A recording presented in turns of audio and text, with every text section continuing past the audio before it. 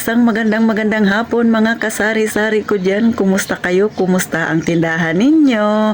Ang lahat ba ay masaya kasi malaki ang kita? Okay na okay yun, ang mga kasari. Pero syempre, si Ate Tintin ninyo, hindi nyo mahulaan, no? Kung maliit o malaki ang benta ko. Kasi matumal man o hindi, iisa ang mukha ko. Masaya pa rin ako. Mga kasari, syempre gusto ko kayo ma-inspired kay Ate Tintin. Kasi nga, kung magsisimangot ako, hindi naman madadagdagan ang benta ko. Madadagdagan ang kulubot ko kamo. So, eto na. Bago ako magsimula sa aking topic, sasagutin ko ang tanong ni Mark. At dahil malakas ka sa akin, Mark, sabi niya, Ate Tin, paano ba ako magpresyo daw sa mga dilata ko? Una, Mark, syempre, alam mo dapat yung paanong presyuhan dyan sa inyo. Kasi nga, hindi naman pwede na yung presyo ko ay i-apply mo rin dyan sa inyo. Kasi baka iba ang presyuhan dyan sa inyo.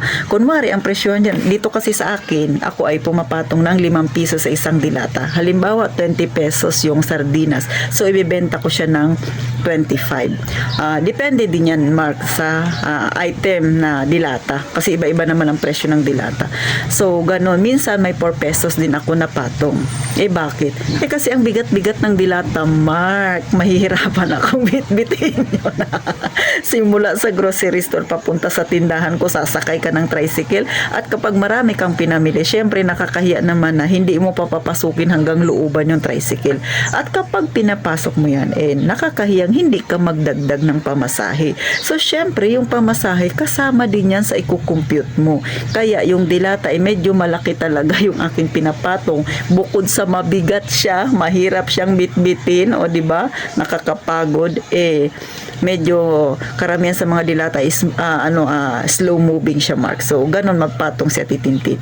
Pero, hindi mo ako pwedeng gayahin. Baka kasi sa inyo dyan, ang patong nila sa dilata ay 3 pesos o kaya 4 pesos. So, pag ginaya mo si Ate Tintin na 5 pesos ako magpatong, baka hindi ka mabentahan ng mga dilata, sisisihin mo ako. Kailangan alamin mo rin dyan sa inyo kung paano ba ang patong nila sa kanilang paninda. So, kung sa tingin mo pumapatong sila na 3 pesos, so doon ka lang sa 3 pesos. Huwag ka ring magpababa ng husto kasi nga sabi ko nga sa'yo, mabigat ang mga dilata bitbitin. Ganon, yung pamasahe, mahal. Ikalawa, syempre, kung dyan naman sa inyo, mas malaki silang pumatong. Sabi natin mga 6 pesos, okay na yung 4 pesos or 5 pesos, Mark. Kasi nga, syempre, magkakaroon ka ng maraming suki. Pero, pwede kang magpababa as long as kikita ka, Mark. Huwag ka rin yung sobrang pababa kasi marami rin mga katabi mo dyan ang magagalit sa'yo. Basta lumibel ka lang sa kanila o kaya mas mababa ka ng kaunti, pero make sure lang, Mark, na kikita ka pa rin, ha? Lalo na kung ang tindahan mo, Mark, ay legal. Ano bang ibig sabihin ng legal? Ikaw ay may barangay at syempre City Hall permit. Diba? So, ganon. Syempre, may binabayaran tayo taon-taon ng ating permit, kaya kailangan nating medyo mataas ang pagpatong ng ating paninda. Yung iba pumapatong ng 20%, pero ako sa mga dilata, ay hindi ko na yan iniintindi, Mark. Yung mga percent na yan. Mahina si Ate Tintin sa percent. Doon na tayo sa real talk. 5 piso. Ganon. Para madaling maintindihan. Naku, ayoko na magpaligoy-ligoy pa, Mark. So, paano, Mark?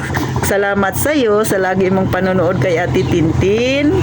At syempre pa sa palagian mong pagko-comment, sana, Mark, huwag kang magsawa sa pagmumukha ng Ate Tintin mo. At saka syempre lalo na sa iba din dyan na nagko-comment din palagi, mga kasuki-suki nating viewers, sana po huwag kayong magsawa sa akin. Sana marami pa po kayong matutunan sa akin.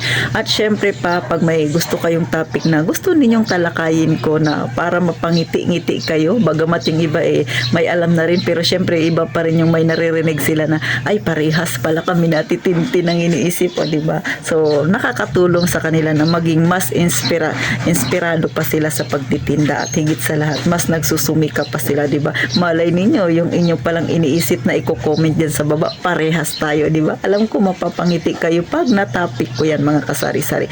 Kaya huwag mahiya, mag-comment dyan sa baba kung anong gusto ninyong i-topic natin sa susunod. So, ngayon, dito na tayo sa topic na Tintin. Mahalaga ba na dapat tayong mga may tindahan ay magkaroon ng inventory Depende yan sa inyo. Kung gusto niyo every 6 months, kung gusto niyo ay yearly, pwede rin. Sa mga malalaking tindahan, mga kasari, sa tagal ko ng pagiging gwardiya, lalo na sa mall ako na-assign. So, meron talaga silang yearly inventory, meron pa yung monthly, meron pa yung quarterly, merong every 6 months, tapos yearly. So, nakita ko yan halos lahat. Tsaka yung mga tauhan nila struggle talaga pagdating dyan. Lalo na kung ang business mo ay, ang nagbabantay ay mga tauhan mo. Syempre, kailangan mo mag-inventory. Kasi dyan mo makikita kung ikaw ba ay kumikita o hindi. Lalo na kung malalaki na ang tinda ninyo, tindahan ninyo. Pero kung kayo ay kaparehas kay Ate Tintin, mag-isa lang ako, simula sa umaga, ako nagbubukas, ako namimili, ako nagdi-display, ako nagbabantay, ako rin ang susukli. Lahat akin, wala akong kasama.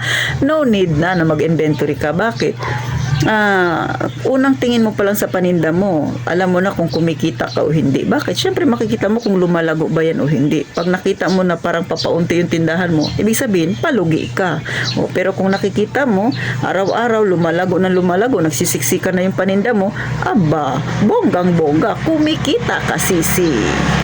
So, yan lang ang isa sa pwede kong mai-advise kapag maliit ang tindahan ninyo, tapos kayo lang din dyan, kahit hindi na kayo mag-inventory. Pero, kung talagang masipag ka, katulad kayo sa akin, yung mga una at pangalawang taon, talagang masipag akong mag-inventory. Nag-inventory ako. Nung pangatlong taon, tinamad na ako.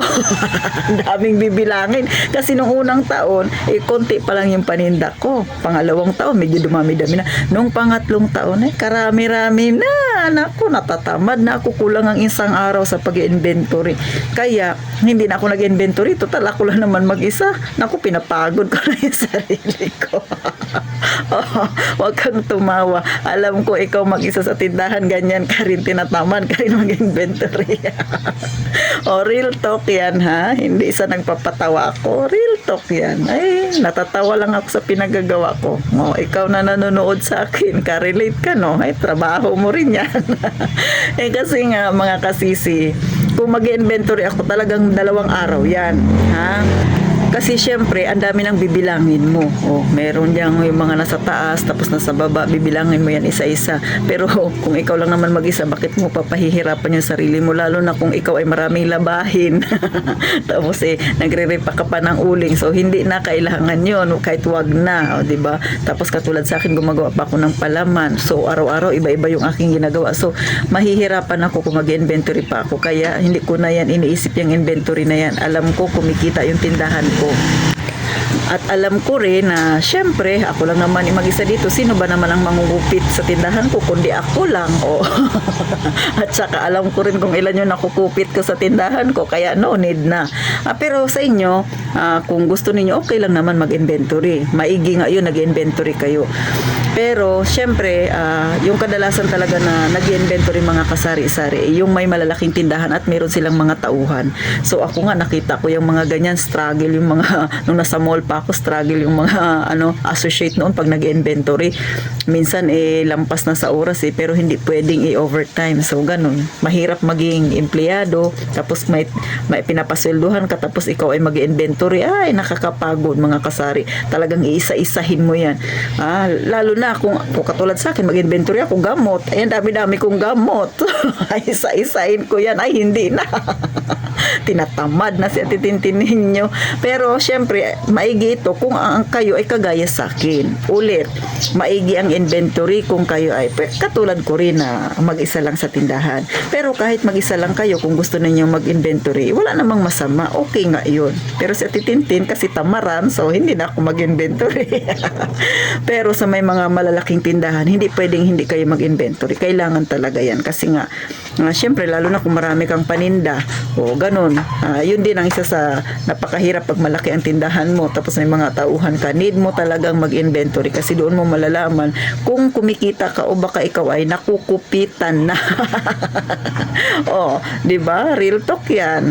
May mga tauhan minsan na nangungupit. Pero syempre, mas madalas naman may mga tauhan pa rin na tapat sa kanilang mga amo. Pero hindi naman lahat din, di ba? So kaya nga sabi ko, real talk yung aking sinasabi. So paano mga kasari, nasa sa inyo yan kung ipagpapatuloy ninyo, kung malaki yung tindahan ninyo, yung pag-inventory hindi. Pero syempre, need talaga yan sa mga malalaki ang tindahan. Pero kung maliliit ang tindahan, kagaya sa akin, sa palagay ko kahit hindi na, iikot mo lang yung mga mata mo sa tindahan mo, alam mo na kung kumikita ka o hindi. Kung ikaw lang syempre mag-isa sa bahay, sa tindahan mo. So paano mga kasari, hanggang dito na lang. Sana naman huwag na kayong mahiya. Mag-subscribe kay Ate Tintin, isang pindot nyo lang. Please, may please na yan. Hindi pa ba kayo mahahabag sa akin? So paano mga kasari, hanggang dito na lang inyong Ate Tintin. Mag-iingat kayo palagi.